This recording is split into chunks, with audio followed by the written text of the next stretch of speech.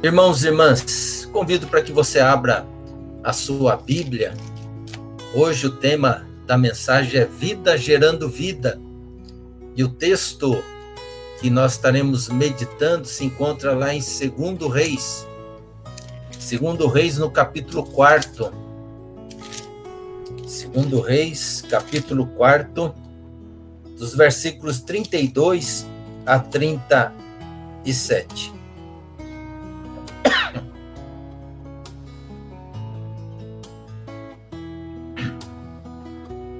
Segundo Reis, capítulo 4, dos versos 32 a 37. Diz assim a palavra de Deus. Quando Eliseu chegou, entrou sozinho no quarto e viu o menino morto na cama. Então fechou a porta e orou a Deus, o Senhor. Depois deitou-se sobre o menino, pondo a sua boca sobre a boca dele, os olhos sobre os olhos dele e as mãos sobre as suas mãos. Quando Eliseu se deitou sobre o menino, o corpo da criança começou a esquentar. Eliseu levantou-se e andou de um lado para o outro.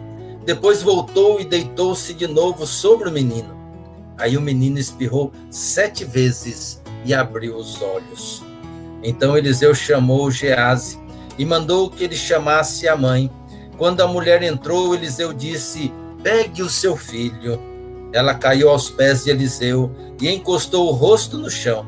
Depois pegou o filho e saiu. Palavra do nosso Deus. Irmãos e irmãs, vida gerando vida. Madre Teresa de Calcutá, ela é de origem albanesa, já é falecida, mas foi naturalizada indiana e dedicou a sua vida aos mais pobres. Seu ministério foi feito entre os mais pobres, especialmente aos doentes e aos doentes de lepra. E ela foi realmente, como diz o nosso irmão aí, o presbítero Ronaldo, serva do Deus Altíssimo. Ei, Ronaldão, saudade, hein? E ela dizia o seguinte: não devemos permitir que alguém saia da nossa presença sem se sentir melhor e mais feliz.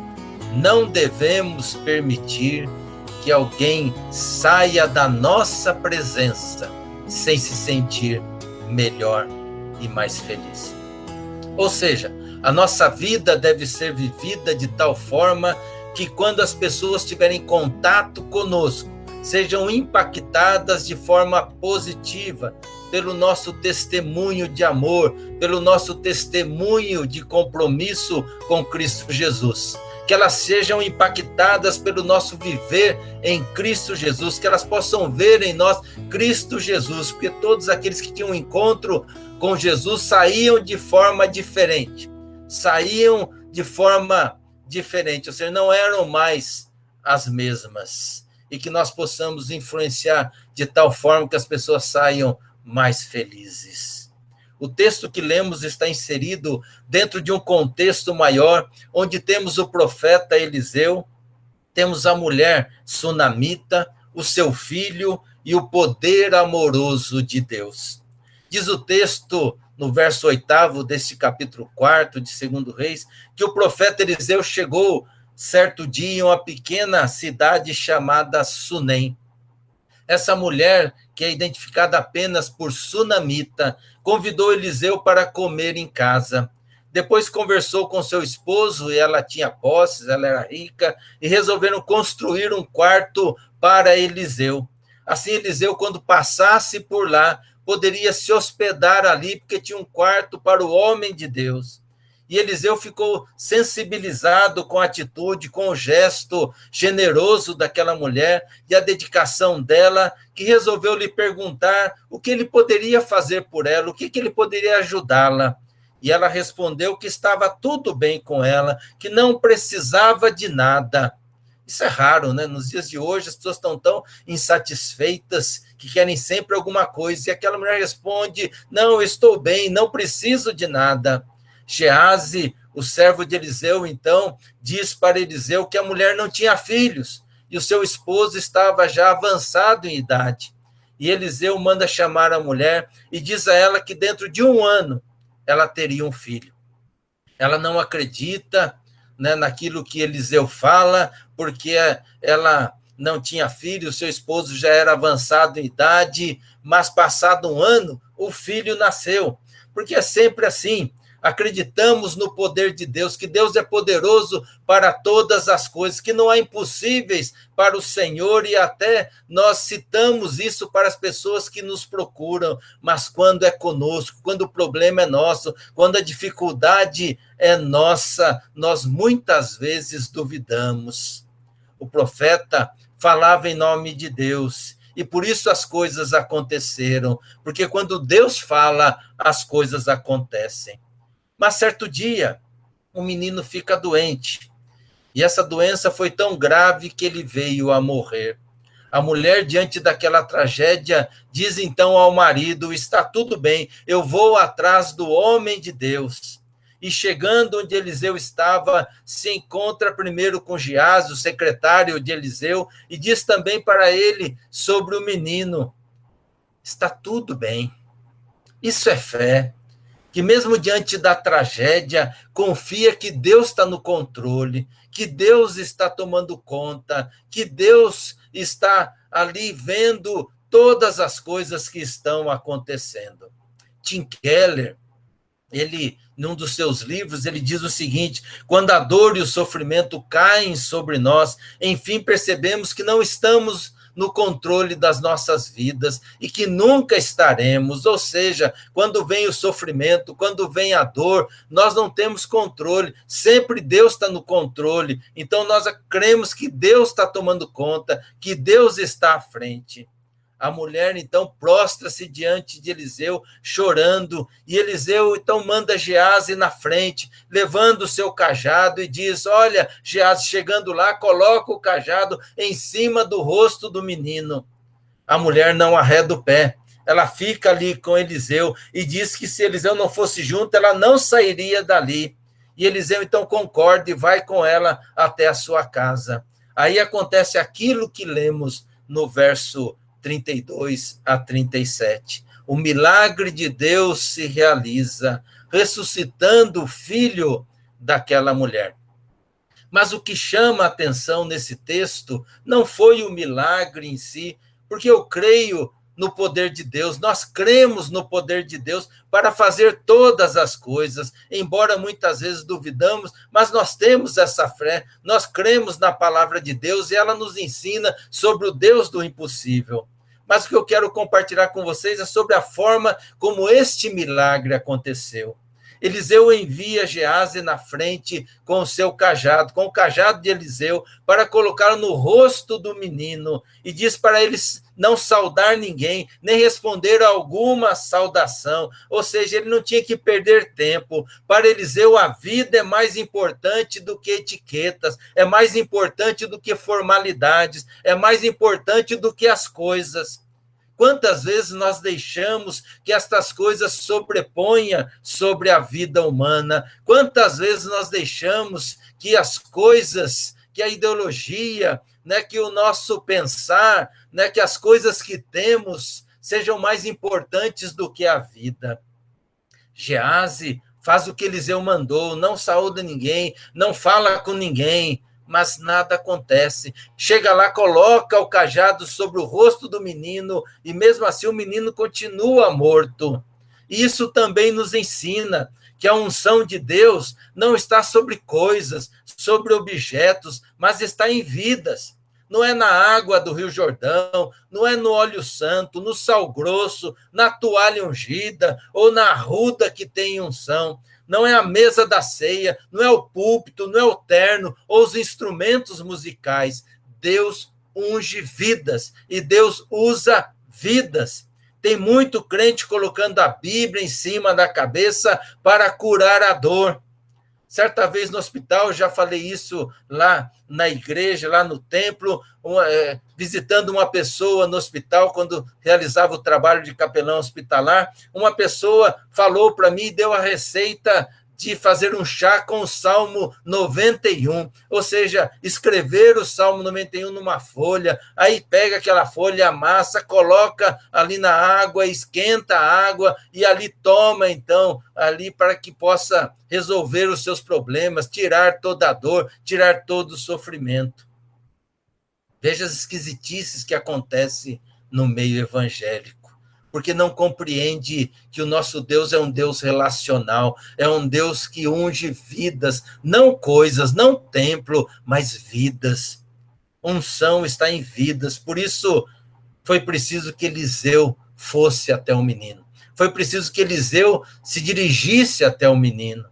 A unção aqui, entenda-se como o agir de Deus através de cada um de nós. Todos nós podemos ser ungidos por Deus para ser usado. O poder é sempre de Deus e não nosso. Ninguém detém esse poder, ninguém pode segurar, ninguém pode reter esse poder, porque ele sempre pertence a Deus. Eliseu chega na casa e poderia ter feito ali uma oração e dizer: levanta em nome de Deus, mas fez diferente. Ele entrou ali no quarto, fechou a porta, não é show, ninguém precisa ficar vendo, nem precisa aplaudir, e em seguida ele faz aquilo que nós devemos fazer sempre diante de situações que nós não temos controle. Ele orou a Deus, orou ao Senhor, suplicou a Deus. Não temos a oração de Eliseu, mas certamente ele se coloca diante de Deus, se derrama diante de Deus, porque ele sabia que ele precisava da unção de Deus, do poder de Deus, para que o milagre fosse realizado. Depois que ele ora a Deus, Eliseu, então, cheio de fé, porque quando a gente ora, Deus fala ao nosso coração, Deus transforma a nossa vida, e ele, então, renovado por Deus, ele sobe, então, na cama, deita-se sobre o menino, boca com boca, olhos com olhos, mãos com mãos, e a carne do menino aqueceu.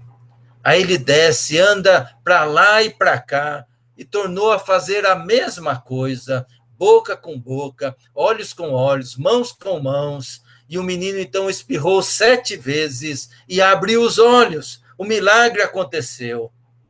O que a palavra de Deus quer nos ensinar com este episódio não é só sobre o poder de Deus, mas mostrar que é vida que gera vida, é vida que faz surgir a vida, ou seja, o que estamos querendo dizer é que a comunhão entre os irmãos e irmãs, a comunhão da igreja é que vai gerar vida na vida da igreja, vida entre os irmãos, que através da nossa vida em Cristo, nós podemos também gerar vidas dentro da sociedade, podemos ser bênção na vida das pessoas, podemos trazer vida em meio a uma sociedade que prega e vive a morte, a não vida.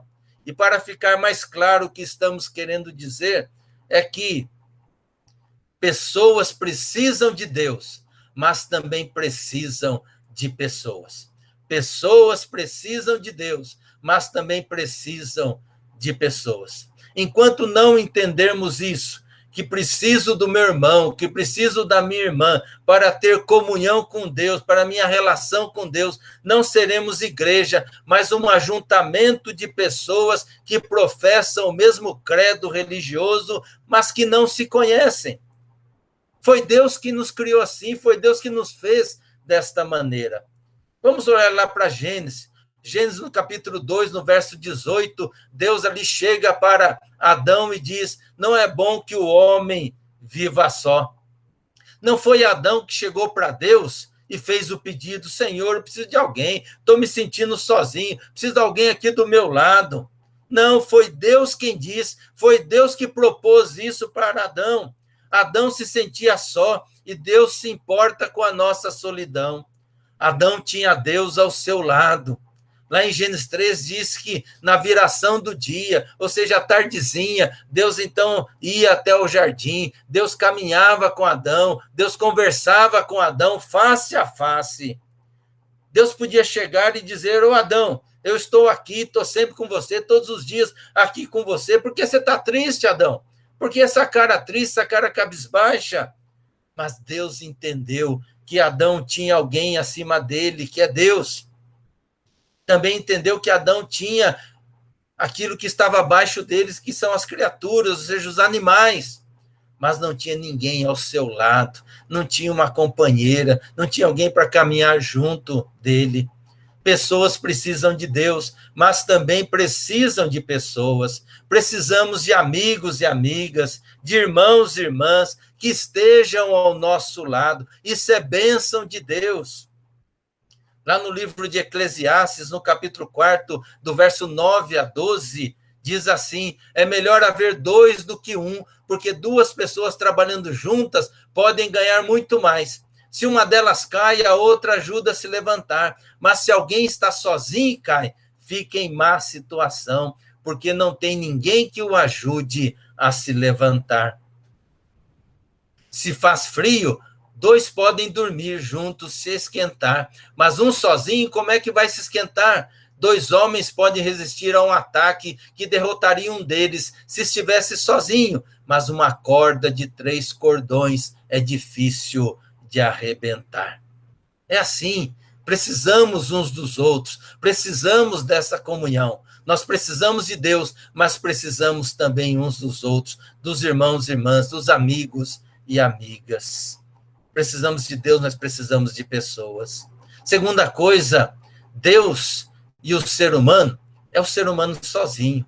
Não estou falando em termos de presença real de Deus na nossa vida. Claro, se eu estou sozinho, Deus está comigo, Ele nunca me abandona. Mas o sentimento do ser humano é sempre um sentimento de quem se encontra sozinho. A não ser que seja uma situação em que não haja condições de ter pessoas ao redor, pessoas junto, amigos e amigas, irmãos e irmãs.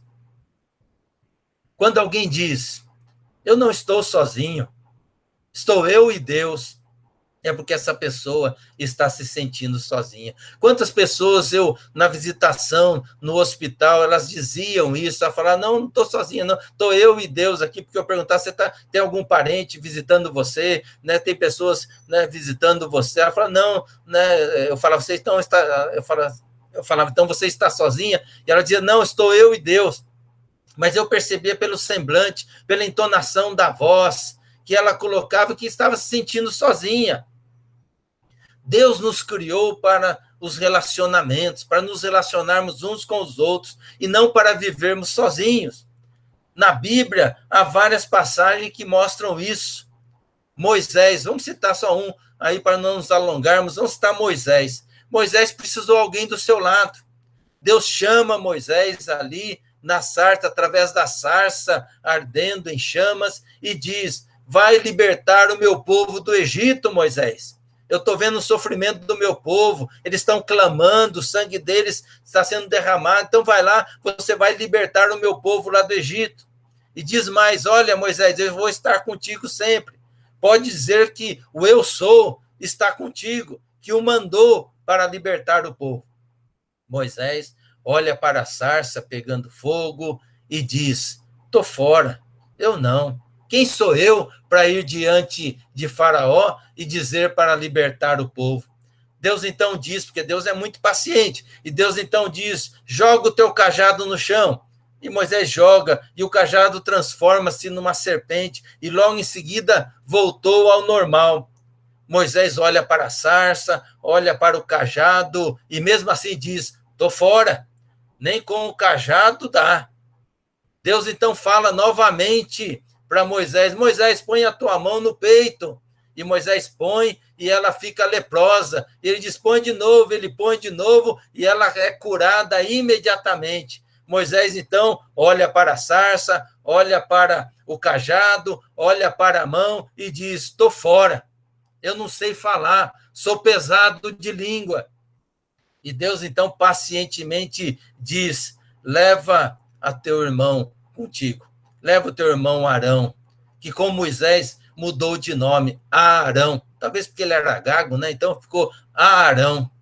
Não é ofensa para Deus precisarmos de outras pessoas, porque Ele nos criou assim.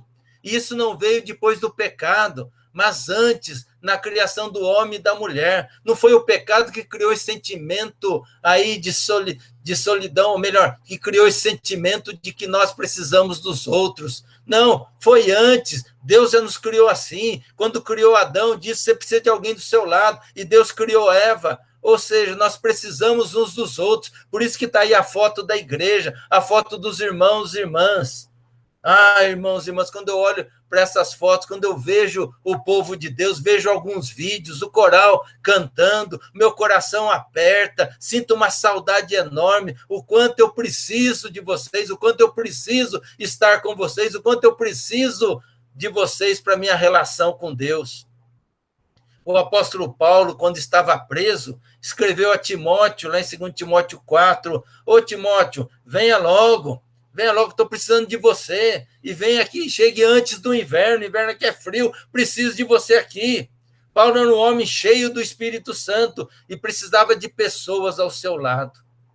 A Bíblia está cheia de versículos que ressaltam esta mutualidade, esse relacionamento mútuo. Amai-vos uns aos outros, perdoai-vos uns aos outros, consolai-vos uns aos outros, suportai-vos uns aos outros. Por isso, irmãos, igreja é uma comunidade que vive em união, gerando vidas para Deus. Nós vivemos nessa comunhão gostosa, não simplesmente para satisfazermos os nossos desejos, mas para que possamos ser usados por Deus como instrumento de Deus para gerar mais vidas, porque é justamente vida que gera vida. Como Eliseu, que gerou vida em meio à morte, assim a igreja de Jesus é chamada também para gerar vida dentro dessa sociedade. Consolamos quem precisa ser consolado, choramos com aqueles que estão chorando, nos alegramos com aqueles que estão alegres, que estão tendo vitórias, exortamos em amor aqueles que estão em pecado e perdoamos aqueles que precisam ser perdoados.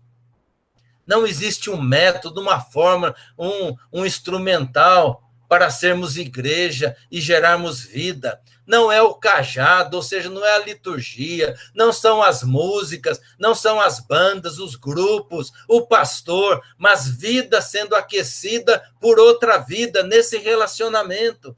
É você cheio de vida que abraça, que aquece, que transmite vida ao seu irmão, que transmite vida à sua irmã. Não existe truque para isso. Jesus, quando chamou os discípulos, primeiro ele quis que eles ficassem com ele, está lá em Marcos 3, os chamou para estar junto dele, para estar caminhando com ele, se relacionando com ele. Depois que ressuscitou, Jesus disse: vão até Jerusalém, esperem lá juntos, permaneçam juntos, porque juntos eles receberam o poder do Espírito Santo. Assim a igreja tem que estar junta, tem que estar unida em comunhão, para que a graça e o poder de Deus seja derramado. E esse estar junto tem que transcender os limites. Domingo, templo, culto. No domingo, no culto e no templo, é a celebração. Estamos ali adorando a Deus, estamos ali aprendendo do Senhor, se alimentando da sua palavra. Mas a igreja é vivida no dia a dia, a igreja missional acontece no seu dia a dia, ligando um para o outro, mandando mensagem um para o outro, orando um pelo outro, se preocupando um pelo outro, mandando uma mensagem para saber como está. Nesses tempos de pandemia, é isso que nós podemos fazer para não colocar ninguém em risco. A nossa comunhão não termina com o culto, mas permanece e se solidifica durante a semana. Pois sem comunhão, não podemos gerar vidas para Cristo Jesus. Perdemos o sentido, perdemos a missão, perdemos o chamado. Concluindo, nós pregamos no ano passado, mais precisamente aí no mês de novembro do ano passado, e ali nós demos 3 boas razões para você não pertencer a uma igreja. Eu estou falando aqui de comunhão, de vivermos ali nesse sentimento de pertença a uma igreja. Mas nessas 3 boas razões, eu coloquei 3 motivos dos quais você tem que pensar muito bem para fazer parte da igreja. para que você seja mais do que membro, mas seja discípulo e discípula, seja irmão e irmã uns dos outros. Lembram-se dos temas? Igreja é lugar de gente complicada, igreja é lugar de discurso complicado, igreja é lugar de proposta complicada. Eu vou estar sempre lembrando ao longo do ano dessa mensagem, ou melhor, desses tópicos. Mas eu quero me ater somente ao primeiro sermão. Foi pregado aí no dia 15/11. Igreja é lugar de gente complicada. Estão lembrados disso? É lugar de gente complicada. Jesus chamou gente complicada, que chamou mais gente complicada, e assim a igreja foi crescendo de gente complicada. Isso significa que todos nós somos complicados. É um bando de gente complicada. Mas de gente que está em obra, de gente que está sendo tratada, de gente que está sendo transformada, de gente que está sendo curada. E lembra que eu disse que cada um deveria ter, né, uma plaquinha aí no seu peito, pendurada aí no pescoço, estou em obras. Ou seja, quando você errar e alguém querer te condenar, alguém querer te acusar, apontar o dedo, você vai olhar para essa pessoa e vai estar escrito lá, está em obras.